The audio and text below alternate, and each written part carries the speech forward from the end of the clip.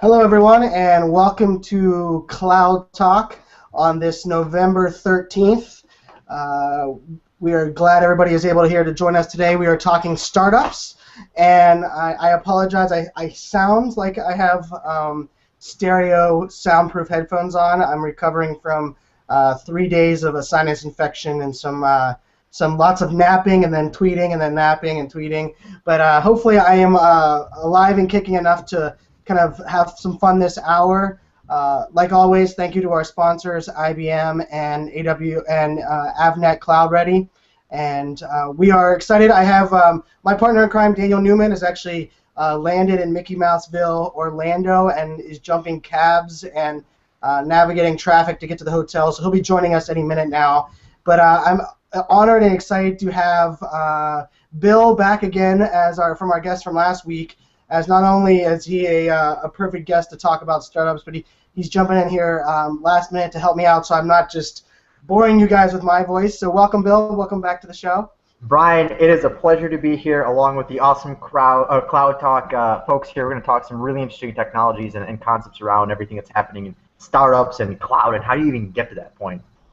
Awesome. Yeah, I love this topic, and with AWS reInvent, actually the reInvent keynote with Werner Vogels has actually started live right now. So I know lots of people that will be watching this on replay will have watched probably the AWS reInvent live.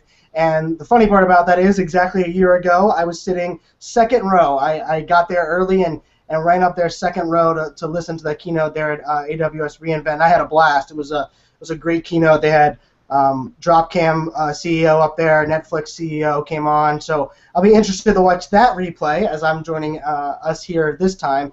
And then we're also, for today's chat, we're also going to be using the CrowdChat platform. So those of you that are watching on Google Hangouts, hopefully you guys can jump in at crowdchat.net/cloudtalk, as you can actually watch the video of this Hangout at the top of the screen, and then chat on Twitter or using your LinkedIn credentials at the bottom of the screen. So if you can jump on there, that'll actually be a great way for you guys to kind of join in this conversation. Like always, we want to have you guys kind of talking and sharing your thoughts as well. So we're going to jump into question one, which I just threw out to the Twitter community now.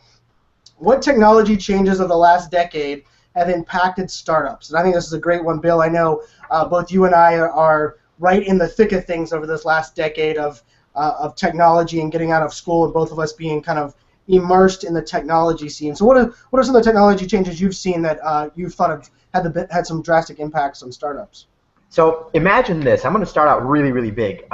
Companies today, especially some startups, they have a new place where they can be born, literally born. And we have organizations now, complete startups, being born in the cloud, actually. No equipment, no software that they actually require, maybe a couple of pieces for replicating data here and there, but really everything lives within some kind of a cloud environment. It could be on Amazon AWS or some kind of other cloud or hybrid type of platform. Over the past 10 years, probably the most impactful technology concept for any small business, it's got to be virtualization. It's the foundation of cloud computing. It's the foundation of our ability to abstract all of these powerful physical resources into that logical layer. So the concepts of virtualization really began everything we understand today around software-defined technologies, everything that is cloud computing, everything that is this powerful aspect of managing the most important piece of anything that a small business has, and that's user data and actual workloads. So with virtualization came the adoption of cloud data modification and abilities like big data.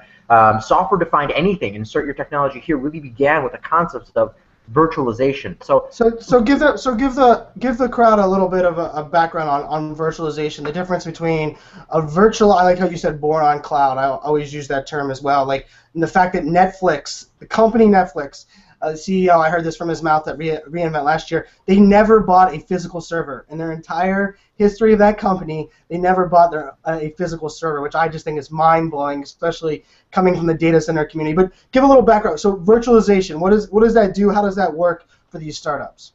So back in the day, startups were really, really sort of limited by the fact that they had to deploy one application on one server. And that was really limiting because, all of a sudden they were limited by the very thing that was trying to enable them, technology. And all of a sudden, they couldn't really expand what they wanted to do. They couldn't compete. Now, I said this last time as well. To outcompute means to outcompete, and that's more relevant today than it ever was before. So in the past, these small organizations, they had to buy expensive machines, expensive servers, and do a lot of these processes manually. Now, small organizations can buy an IBM server, a small one server, and be able to fit 10, 15, 20 virtual machines directly on top of it. You could never do this kind of stuff before. All of a sudden, a small business can scale dynamically and not have to pay out of their pocket for it. Now, let me kind of get into that a little bit, Brian. Now, VMware, it can be a little expensive. Even Microsoft Hyper-V, you might need to get the right licenses. But time out. There's free enterprise-level virtualization tools out there, KVM. What about Citrix Zen Server 6.2? It's actually released for free. And it's an enterprise-grade hypervisor. It's free. You can go down there right now, Zen Server, and download it. And Citrix did that for a reason, saying, you know what, they're going to throw their hands up. I don't want to compete against VMware. So if you're a small business right now, you can buy a commodity server if you want, fill it with your own resources, put a hypervisor on it, and guess what? You kind of have a private cloud. Yeah, which I think that's interesting. So I was at Denver or Colorado Startup Week or Denver Startup Week. I can't remember which one of the two it was, but I thought it was interesting that I was going startup to startup, and these startups had, and this was a couple years ago, 4 years ago when I first went there, and they had their servers in a closet. They had literally their rack-mounted servers that were sitting on the ground. And the couple of companies we went to, I saw 2 or 3 servers, and I knew they were a large startup. Like I was like, well, you're not running everything there. They're like, no, that's where we started. That was our 3 servers that started. Then we went on to a public cloud server. So we went to the SoftLayer or the Rackspace or the IBM Cloud or AWS service. And so for them, like, it almost represented the transition from like physical to these virtual servers they could spin up, spin down, change as they so feel free. And I think that idea of scale, elasticity, not having to be an expert at physical servers. You don't have to go out and like figure out if I need to buy an HP server with this kind of hard drive. Almost all of those decisions are being able to be made from you via the cloud services that you're procuring. So let me create an actual architecture for all of the really fun startups that are listening. Let me get a little bit technical. Even if you're executive, you'll understand this. You're a small business. It could be 50, it could be 100, even less users than that. And you want to build an architecture that can scale, that's reliable, that's resilient, and that has high availability built into it. Here's really what you need to do. You buy 2 servers. It could be whatever you need from a resource perspective, and you deploy a technology like Zen Server directly on top of it. Now, it's a free hypervisor with high availability already built into it. Now, as long as you have the hypervisor running on both physical servers, if one of those fails, high availability will literally allow you to automatically spin down and respin up those virtual machines on the secondary server that's up and running. This kind of capability was never available to the startup, even just a few years ago, but now it's being available as a free resource, a free type of hypervisor. This is where virtualization begins to enable your organization and enable your users. This is where you begin to be able to outcompute your competition because they might not necessarily be deploying these kinds of technologies. As a small business, remember, you're not limited anymore. You're not constrained by the aspects of technology. In fact, you're being enabled by it more now than ever before because so many more tools are open source, free, Linux-based, GNU licenses. You don't have to pay for some of this stuff. You can donate for it, of course. But there's a lot of really powerful technologies out there to help you expand your small business, especially around the concepts of virtualization more than ever before. So don't be afraid, just because you're small, that you can't adopt the stuff. No, I think that's interesting. We had some great comments in Twitter coming through about my comment where I was saying that Netflix hasn't had physical servers, and someone was actually challenging that, saying they don't have physical servers today, or they didn't start with physical servers. But the idea that mobile is a great impact. I know Kristen had said that about mobile is also changing because startups want to be able to be everywhere and be connected in real time. And startups 20 years ago, the idea of you being able to compete in real time and with elasticity and all of these things with the enterprises probably wasn't even something that you even thought about because you couldn't procure the same amount of resources that an enterprise company could. So I'm going to jump into question 2 here. What role does cloud play in startups' ability to scale? Because I think this is interesting, because we're kind of talking about all these different virtualization, but if we're thinking about, like, let's think about it from a high level. A startup now that has the ability to, like the IBM program we're going to talk about in a little bit, have procure these resources, have platform as a service, infrastructure as a service, all at their beck and call, almost as easy as a swipe as a credit card. What role does that play for these cloud startups now being able to scale and do these new things? So that's a really good question. I've got a really good example. You actually brought one up a little earlier with Netflix specifically. A lot of times, especially in the past, businesses try to create their business model and architecture around business concepts, which is great.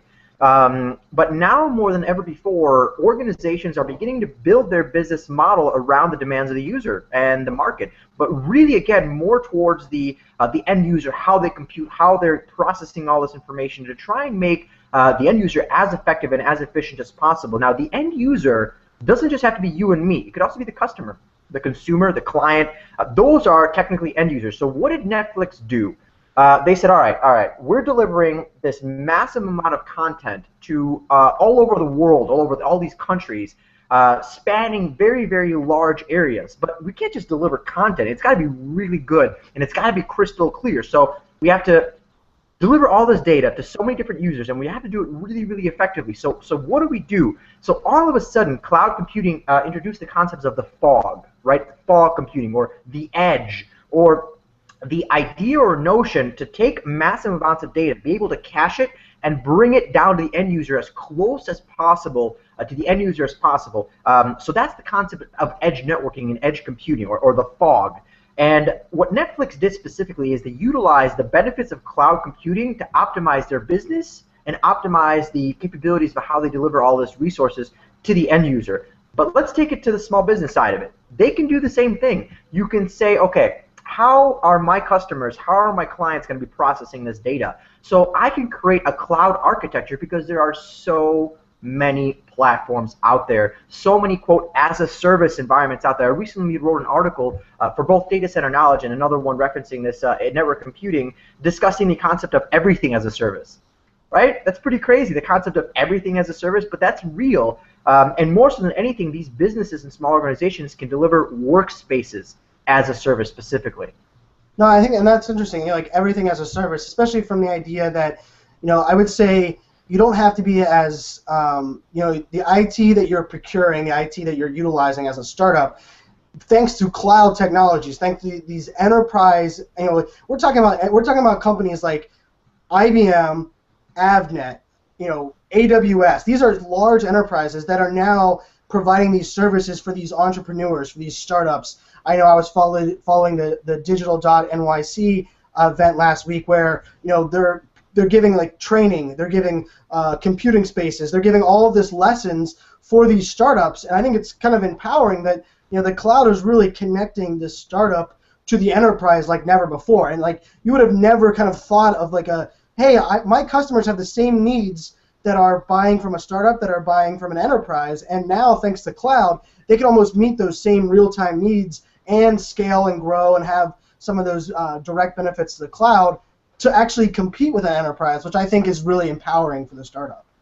More than anything else right now is the small companies or even medium-sized companies' capability to connect with cloud computing and public cloud resources. And here's a really good example, IBM Smart Cloud and their integration with OpenStack specifically. So if you have an environment within your own organization with running VMware or Xen server, and you're trying to push some of that aspect into, or that infrastructure into the cloud, you don't have to rip it out. You don't have to replace things. You can literally begin to scale and expand into some kind of a public cloud environment.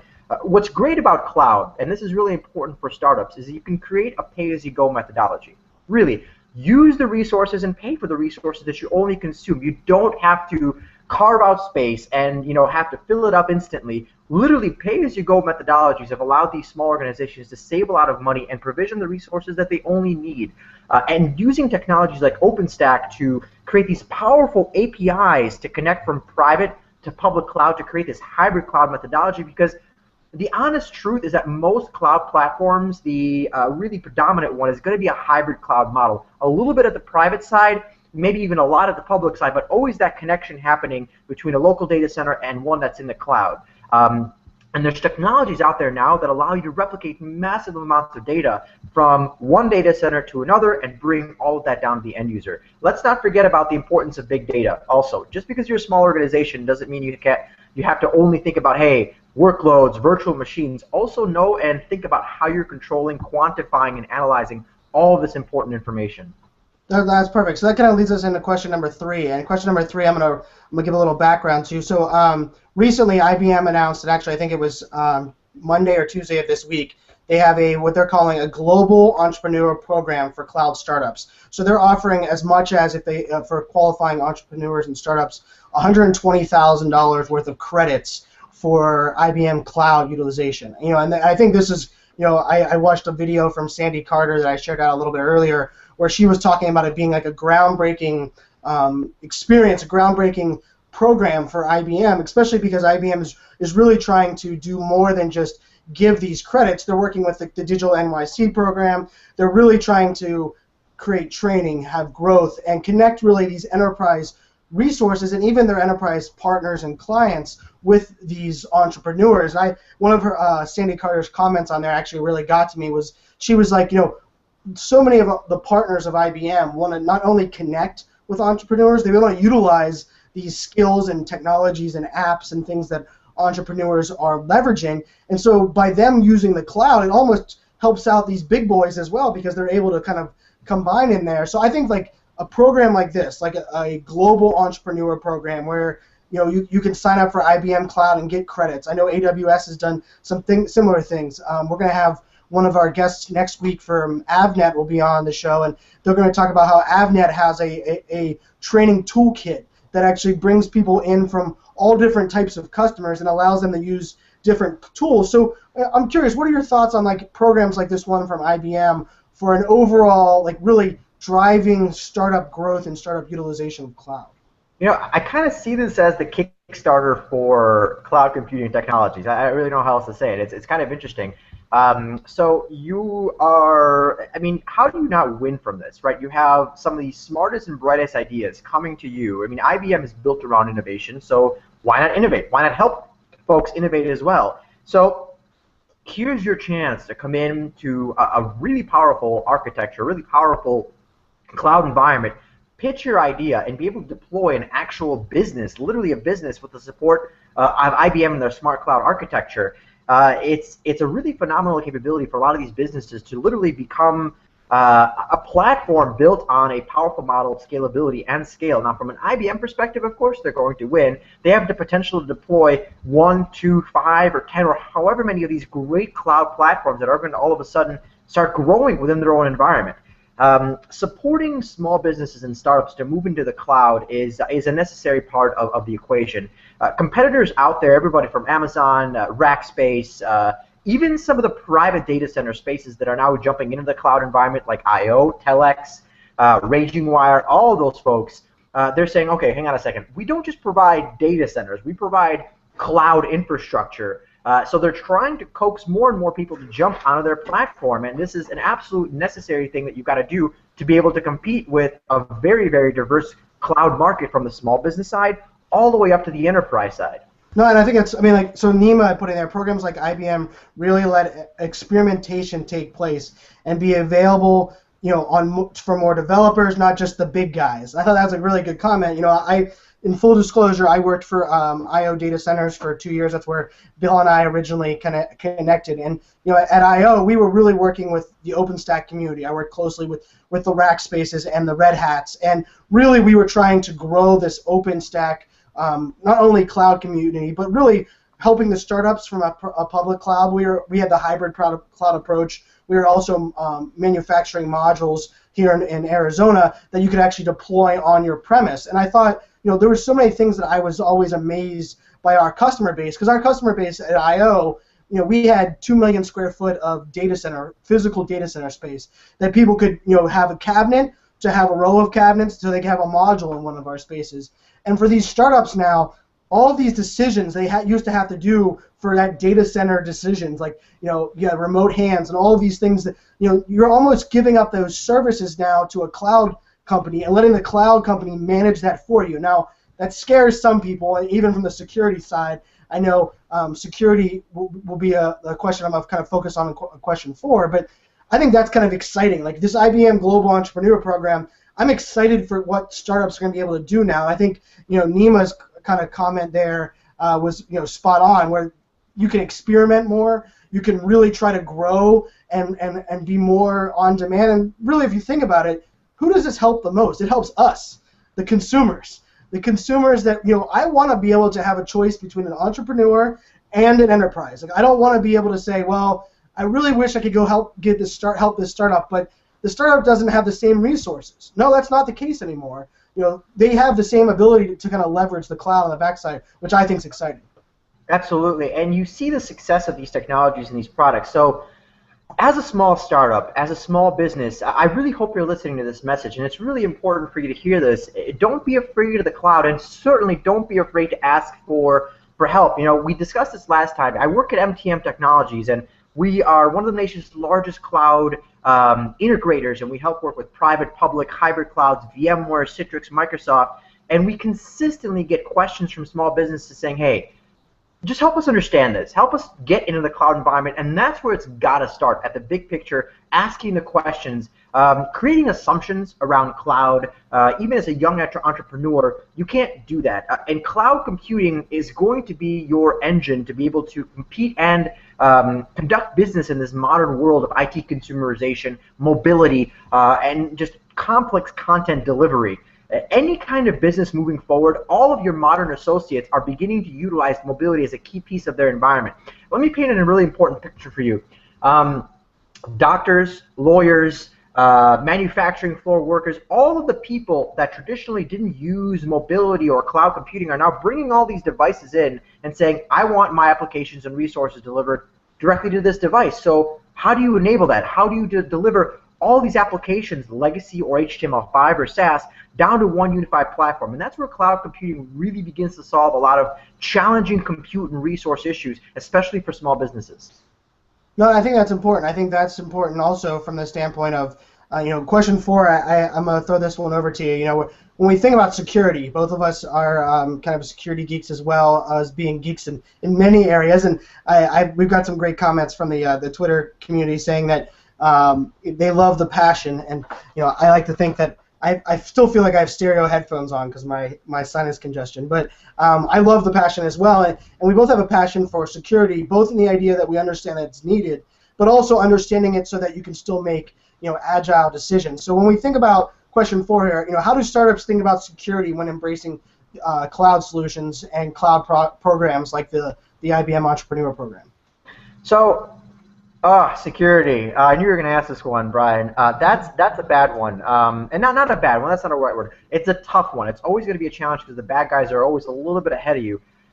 Consider this. Cloud distributed denial of service attacks are larger than ever before. There was a new Arbor Networks worldwide infrastructure report that actually looked at this, and it illustrates this very point. In 2013, they clocked in and attacked at 309 gigabits per second. That's more than 3 times larger, and already in 2014 they're looking to scale multiple attacks over 100 gigabits per second, and these attacks are becoming a lot more intelligent. They're not just against an infrastructure, they're against a certain application, a certain database, a certain data point, even a certain virtual service. So as scary as that sounds, how do you secure all of this? Fortunately, we've got platforms out there around next generation security or next generation security services, virtual security appliances that are doing advanced type of data loss prevention, things like intrusion prevention services, DLP, IPS, IDS, and you can run these types of appliances at the edge, within your network. They could be physical, they could be virtual. Take a look at what Palo Alto and Checkpoint are doing specifically. These guys are the leaders in specifically working with next generation security appliances. Don't be afraid. You got to keep working on it. And the best way and the best recommendation I can give you around security is constant vigilance. Always test your policies. Have a really good logging system, and just make sure that you follow best practices and always test against yourself. Always test against your security system. No, I agree completely. And I see Daniel Newman has procured some cloud computing light speed cabs to navigate the Orlando airport. So welcome, Daniel. Hey, how are you guys? We are doing good. We were just kind of referencing the IBM announcement with their global entrepreneur program, and jumping to question 4, where we were talking a little bit about startups and security and how they can kind of think about security as they're procuring these new cloud services, especially referencing like the cloud, startups that have never bought a physical server. So I know, you've written some good pieces on not only data but on the security side there of how you have to think about security and also what security means in the cloud. Yeah, it's funny. I talk a little bit. Privacy is sort of my favorite topic, because there's so many security experts out there. I think that for startups, a lot of it is, I mentioned this on the Twitters. I said you can drive a multi-million-dollar infrastructure for dollars per month, X dollars per month, right? It might be a few hundred, it might be a few thousand. That's really what's changing everything. But what a lot of entrepreneurs aren't thinking about is security. I mean, it's interesting. One of my clients does cloud video, and they went to this Startup World event in Dublin, Ireland last week, and they were talking about this because they do a secured enterprise cloud video, and they went and asked all the entrepreneurs what they're using, and they're all using Hangouts and Skype, right? And so what's really kind of interesting about that, though, is the entrepreneurs are willing to sort of give up a lot of security and privacy, So it's just kind of an example is I think entrepreneurs need to be thinking about the security, but I don't know that cloud really takes that away. In fact, I think a lot of people in this conversation may actually say that using public cloud or hybrid cloud apps actually adds to security because most startups don't have the expertise to actually really worry about building the type of security required.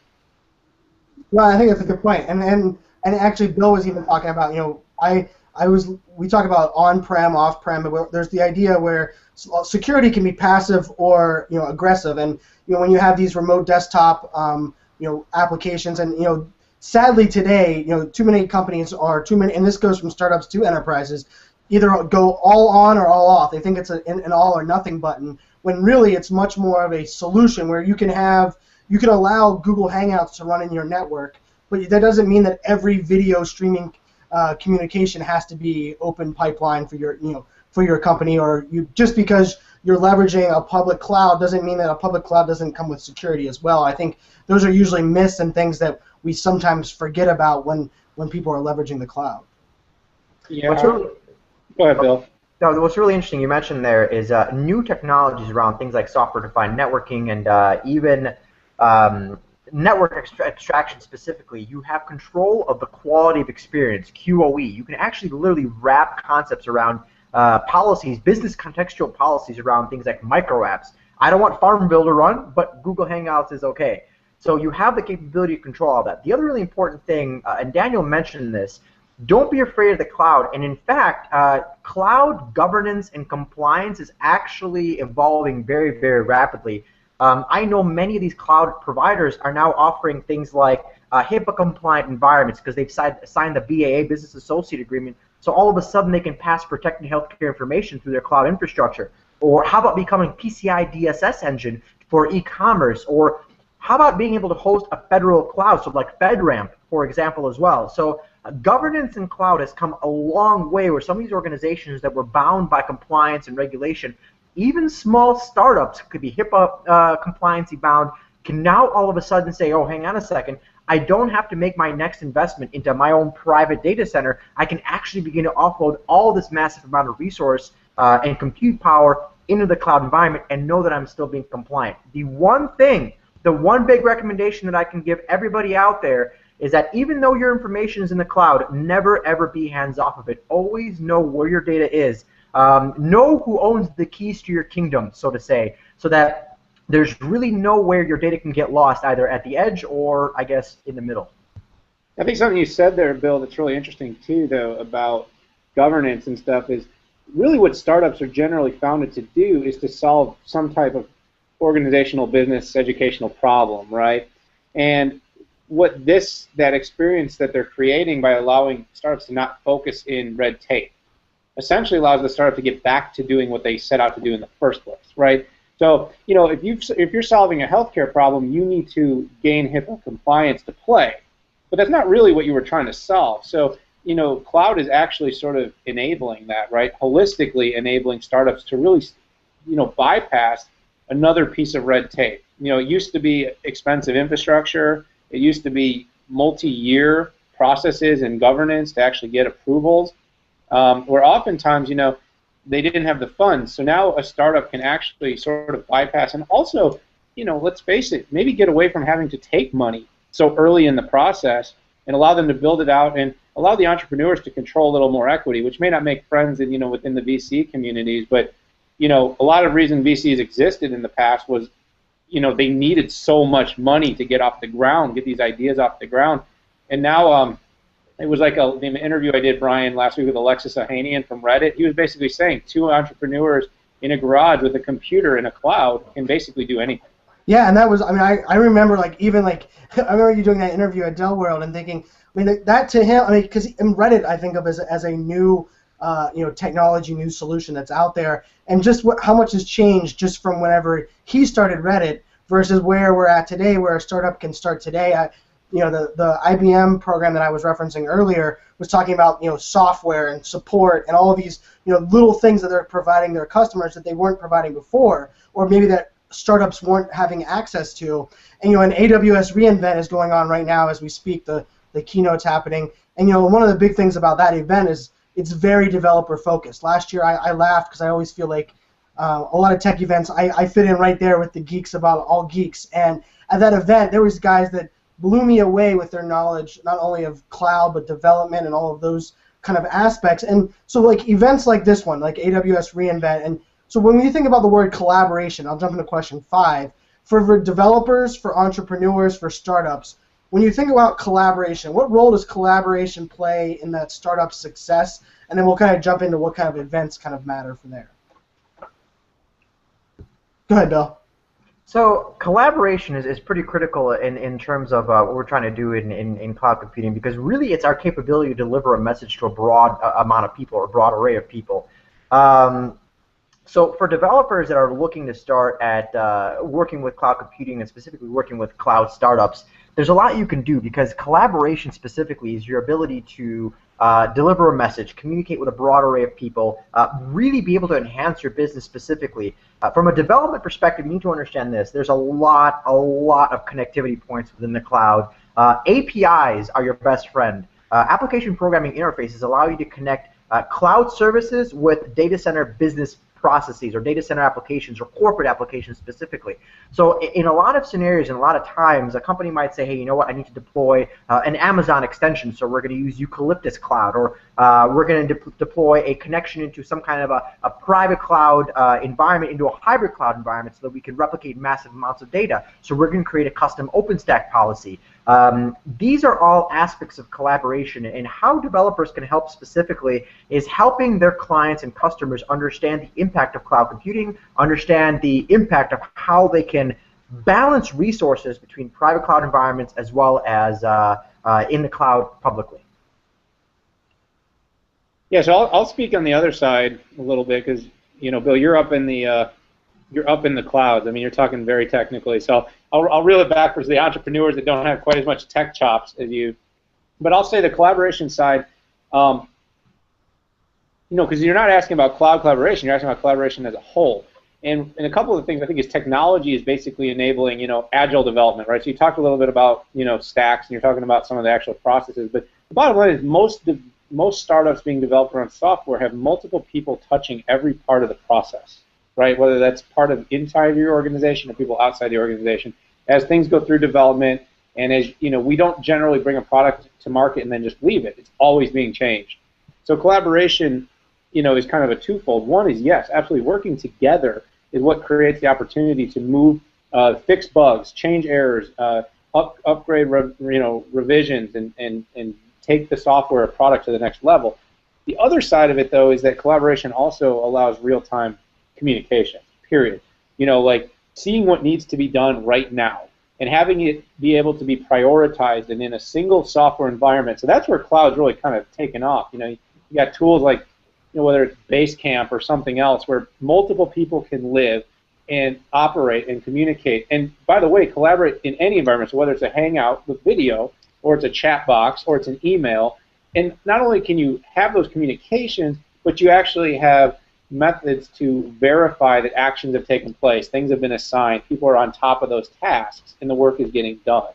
So I think that's kind of, you know. You're right. I mean, you're spot on that side too, because I think that's partially what we're, you know, like we were talking about, you know, this IBM getting involved and giving the, you know, $120,000 worth of cloud credits for some of the entrepreneurs, and Sandy Carter said in the video, one of her comments was, this allows our partners to collaborate with entrepreneurs, and I thought that was pretty crazy. You know, when you think about it, the idea of collaboration, because they're all almost playing in the same playing field, they're now able to utilize tools like, you know, these, you know, any of the pretty much collaboration tools or social business tools, as they're referred to really, I like to say, fail faster and innovate faster, right? So they're able to kind of make some of those decisions and utilize, you know, each other's knowledge at a much higher scale than they would have ever before. Well, think about, you know, just what they're offering with Watson. I mean, you're letting startups basically integrate with a, God, what is that, $100 million, billion investment, and they get to basically just plug in and play with it. It's like the next, you know, it's a hybrid of platform infrastructure and cloud as a service, you know, that startups and entrepreneurs have instant access to. So what effectively this is creating is the ability for startups, executives, developers, everybody to play in the same sandbox, to allow everybody to create and develop together. So really combining what, you know, both Daniel and Brian are talking about, collaboration in the modern world allows us to eliminate silos. It allows us to live in a world without boundaries, a world that's ripe for mobile collaboration and communication, where the organizations and people that use collaboration and mobility to their usage, they experience this very distinct competitive advantage because they're able to speak faster, go to market quicker, and really impact their users much more effectively. No, and I think that's, I think it's a good one. Actually, I was just, so there's some people that are on Twitter have said they need an acronym definition guide for all of our conversations. So, and actually it's pretty nice. Nick Tang actually threw a link to one of the resources that he had found for some reference guide for IaaS and, you know, all the things that we're kind of talking about. And I thought that was interesting because when we talk about collaboration, you know, a startup, how does a startup learn these things, or how does a startup get a developer involved in the conversations? And part of that is they have that ability to do it today. And I'll even make the leap a step further. You know, question 6, I posed the question, you know, what is the impact of developer and entrepreneur events like reInvent that's happening this week, Digital NYC that happened last week?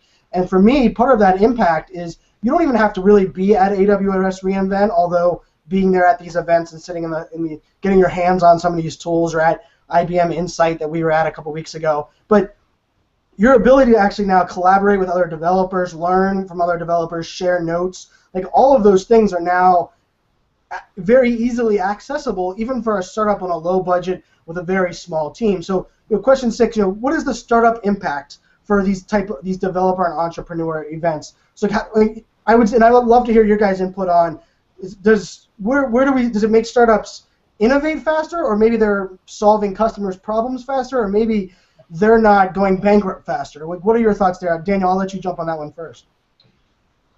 Well, you know, it's like I'm going to come at it from an interesting, like the crowdsourced sharing economy, you know, like Jeremiah Owyang talks about, and some of the others, because I think Bill can maybe come in from the tech side a little bit more. But what I will say is, I think entrepreneurs and startups and tech has sort of built a little bit more of this, I guess, competition that's going on. Is that, you know, they're innovating so fast, but there's so many things that others are coming up with that can help them. So even these big enterprises, I'm seeing them like work together. Like, you know, I ask sometimes, like, hey, do you see this company as your competitor? And they're like, well, we actually do business with them.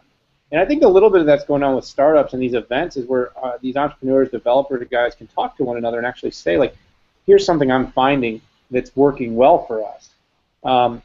And so I think one of the interesting things about heading to the events and why these guys go to these events is they're looking for that. They're looking to sit into these panels and hear these people speak about what's working. Because, I think in the information age, there's not so much of like that whole.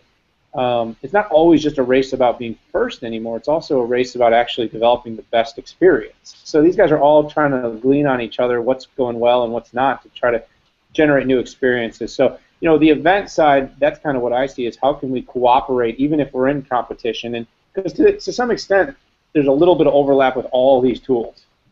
But there's also a whole lot of advantages, and in a world where cloud can be anywhere from something costing a few dollars to a few $100s a month for the consumer or the business to use, a lot of us will use 10 things that do 70% of the same things. And you're like, I like Slack for this, and I like Dropbox for this, and I like Basecamp for that.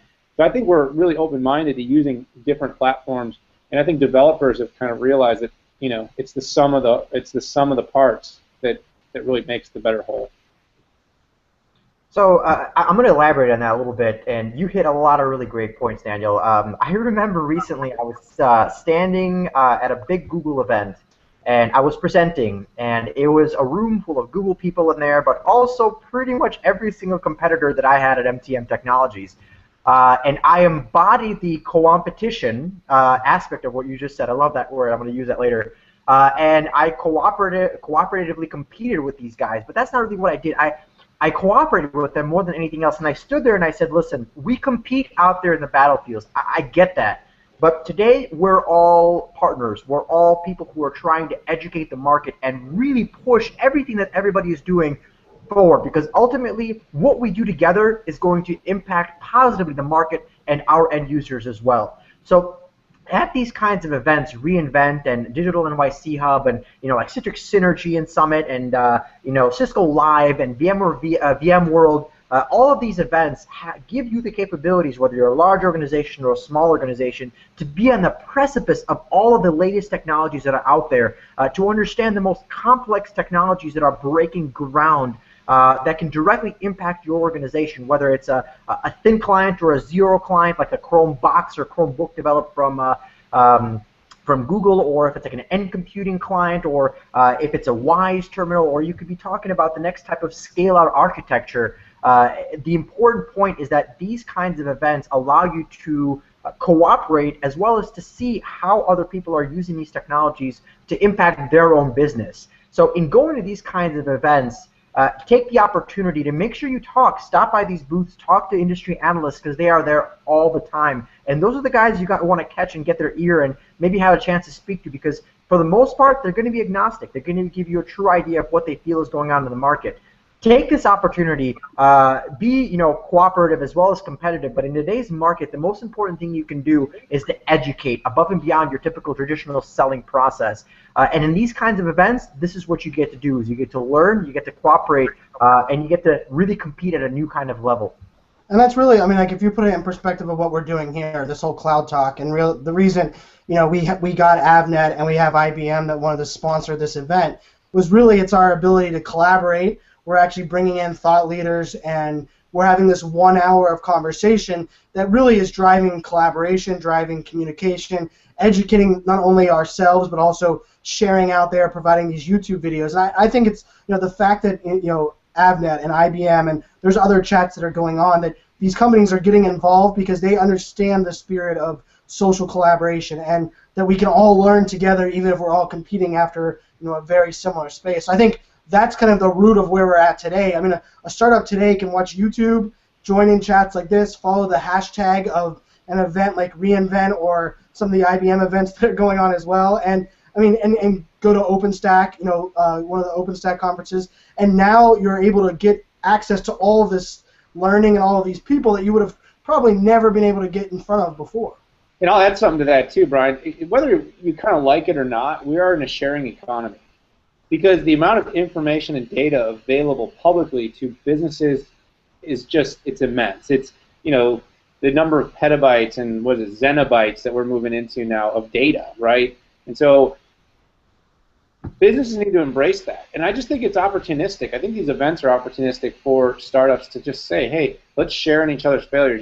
We all do this. We've all gone throughout our lives and had to fail at something, even though our parents told us 10 times it wouldn't work. And it doesn't work, but we just I got to experience that. Well, I think we're getting smarter, and I think that's what the data can allow us to do. It allows startups to avoid some of the potholes, pitfalls, whatever you want to call it, that others have been through. And I think that's where the events really come into play, because even though, like I said, there's a lot of information out there that can sort of enable a sharing economy, I just think when you go to events and you get in the room with the same people that are trying to solve some of the same problems and who have solved some of the same problems, it sets like a perfect environment for better collaboration. Let me add one thing to that. I'm going to give you a statistic, Daniel. You actually pulled out a really interesting thing. So this is from the latest Cisco Global Cloud Index report.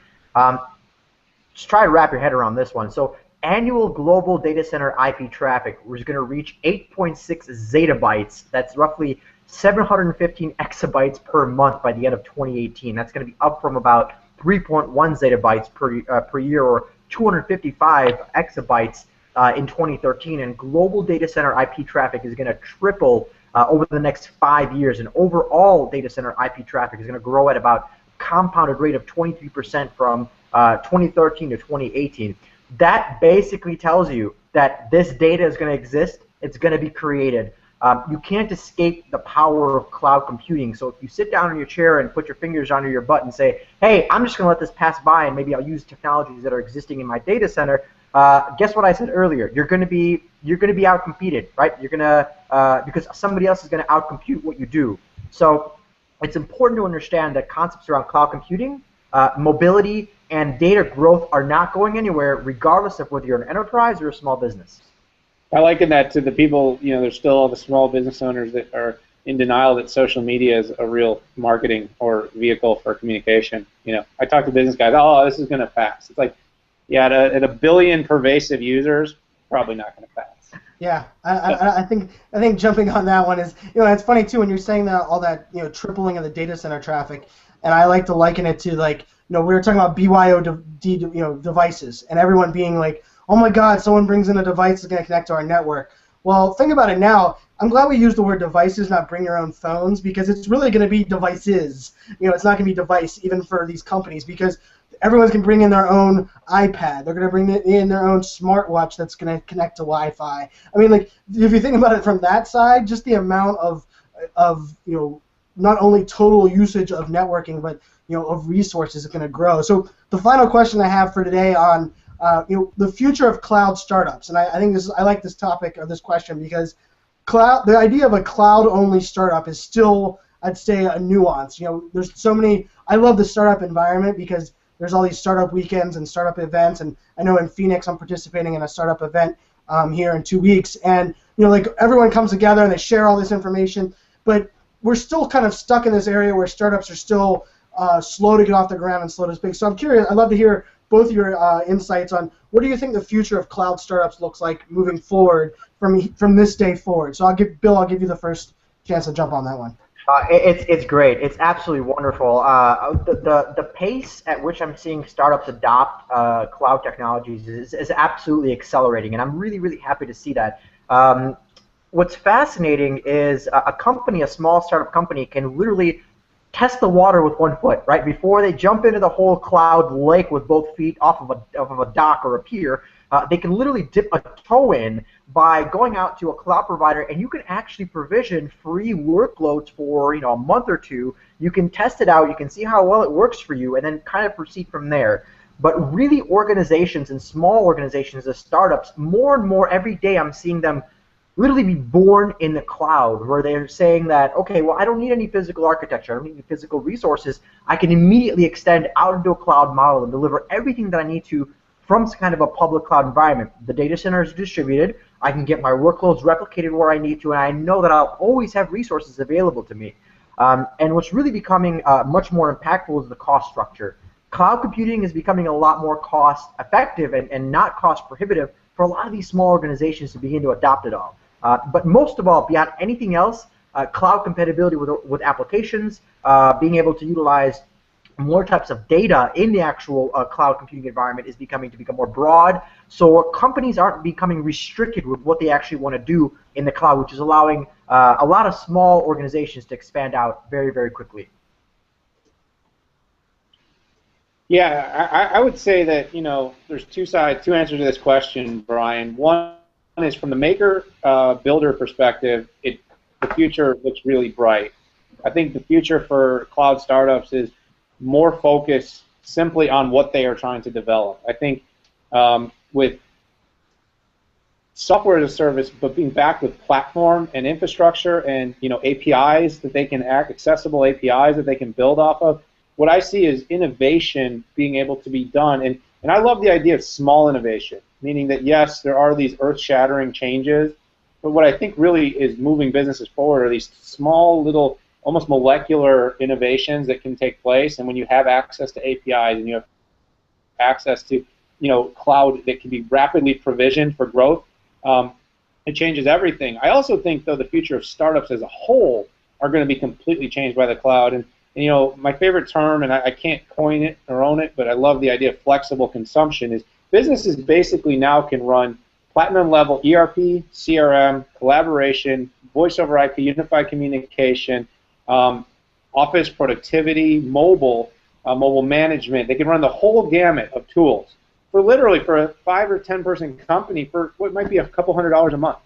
And these are the same tools, same capabilities that an enterprise has, and sometimes even better, because it's almost more flexible and pliable to be adapted than a lot of what the archaic or antiquated systems that some enterprises can't get out of.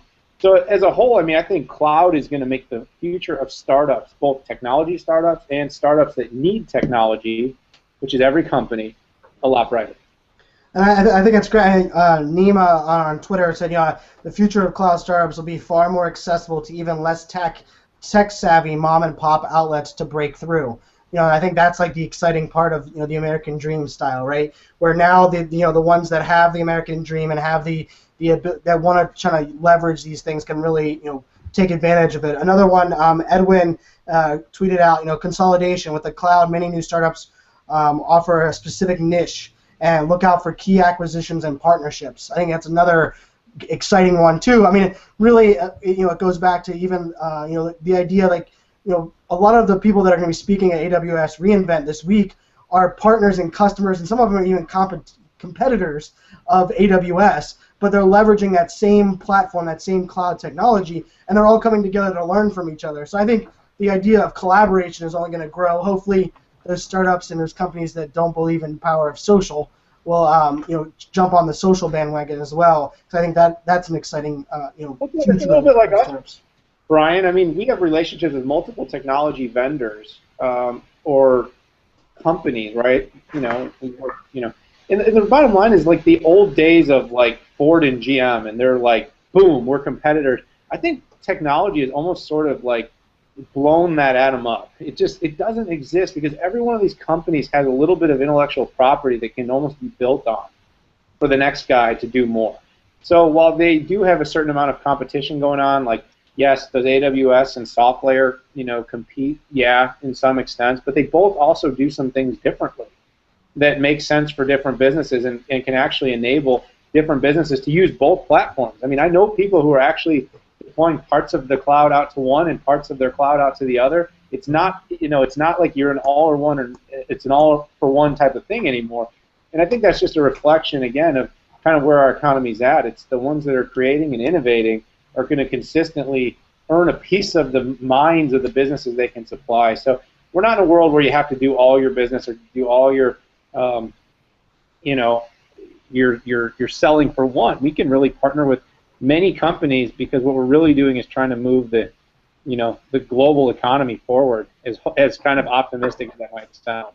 No, I think that's true. I think that's the exciting part. That's when I was at OpenStack, one of my biggest takeaways was someone that I considered a data center competitor was lining up, sitting next to me, and we're sharing insights on how we can utilize OpenStack to better reach the customer. And we were competing on one older side technology, but for the future technology, we needed each other to make that successful. So I think that's the exciting part of the future of the cloud startups. I know, Bill, you have something to say?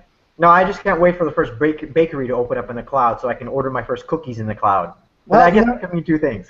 Well, I think it was Shark Tank where they were ordering, you're ordering cupcake in a glass via, I think that's getting there, pretty darn close. But we have about 5 minutes left. I thank both of you guys, of course, for jumping on, Daniel, for navigating the cabs and Mickey Mouse land of Orlando. Our sponsors, Avnet and IBM. We'll actually have a guest on from Avnet next week kind of talking about the importance of migrating to the cloud and what it means to actually get there for people, processes, procedures. How do you actually exist in the cloud today? I think that'll be a really educational Cloud Talk event. So as we kind of wrap up this cloud and the startups, I'll kind of kick it to each one of you guys to kind of give parting words. Bill, once again, thanks for being a guest back-to-back weeks. Big fan of yours, a lot of the blogs and things that you're going out there. I'll make sure to get those links out there. So give us your kind of closing words on startups and the cloud utilization. It's always a pleasure to be here, Brian and Daniel. Definitely, thanks for having me on #Cloud Talk. It's always been a pleasure working with you guys. So some final thoughts are, for all of the businesses and organizations listening, for everybody participating in this conversation, don't be afraid of the cloud. Do your own research. Make sure you do some reading about that. There's so many kinds of businesses and services out there right now that are enabling cloud users to do great things. This is not a trend. This is not something that's going to pass you by. I know I'm completely guilty of making up all these different kinds of acronyms and market words and sayings, but the reality here is that virtualization, software-defined technologies, and most of all cloud computing is here as an impactful piece for your business. So whether you're a small organization or an enterprise, make sure you take the time to ask questions, go to these kinds of events, talk to an industry analyst, drop me an email or send me something on Twitter, but make sure you are familiarizing yourself with all the concepts of the cloud, because that's the future of the compute model. Yeah, if I wanted to just piggyback on that, because Bill, you're way smarter about all this cloud stuff than me, but I do think the one thing you're saying that I can't emphasize enough is cloud as an enabler of business. Holistically, for startups, what it really comes back to is getting down to doing more of the work you are focused on doing. Very few of us are actually building clouds. We're building things that are supposed to run in the cloud. We're building things that are going to, like you said, cookies in the cloud. Well, you know what? That could be a cloud-enabled service, right? There could be cookies to your door. That could be a quick application built, right, and then runs and serves, and that business that's building that could have, their infrastructure in the cloud, their orders are being managed that way. You know what I mean? Like, as ironic as it sounds, actually all these things that we're saying can really happen in the cloud. So I think that's kind of what it comes down to. Is for small businesses, it's really about getting back to what you're trying to accomplish. It's not about solving technology problems with technology. It's about solving business problems with technology. I always say that, and I can't say that enough. Cloud is here to solve business problems, and for startups, with limited money, limited resources, and limited time, this may be one of the most exciting weapons in your arsenal. Well, I think that's probably a great way to end it up today. 'Cause I think it's solving these business needs and making better experiences for both your customers and you as a business. So thank you, community, everyone who joined us on Twitter. I'm glad to see people jumping into crowd chat and getting used to that side as well. Hopefully you guys will join us again next week, same channel, same time. Hopefully there won't be as much Mickey Mouse running around there in Orlando. I think Daniel and I actually will be just getting back from New York City as we join us next week. And Bill, as always, we appreciate it. Make sure everybody follows him at QuadStack. I always add an S for some reason since I've known him too. He's just one stack, so it's QuadStack. @QuadStack on Twitter. Make sure you connect with him and follow him on all of his blogs. And so until next week, we will see everybody for the Cloud Talk community next Thursday with our guest from Avnet. We're out. See you guys. Bye.